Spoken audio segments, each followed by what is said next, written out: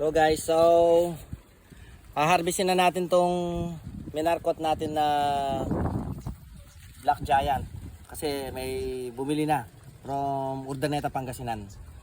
So ang order niya ay isang Black Giant at saka ito para makita rin niya. So dito natin ikakat. Gumawa kasi tayo ng dalawa. Tigwa 1 feet. Yan.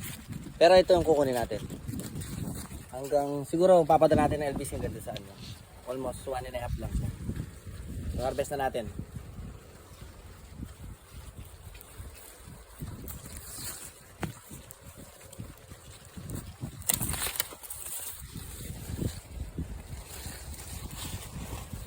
So ito yung harvest natin.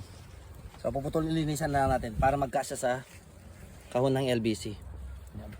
Ito yung mga ugat niya. So ito itatry natin itanim sa bahay kung mabubuhay. Kasi minsan ang Black Giant mahirap yan eh. Patulungin. Linisin lang muna natin.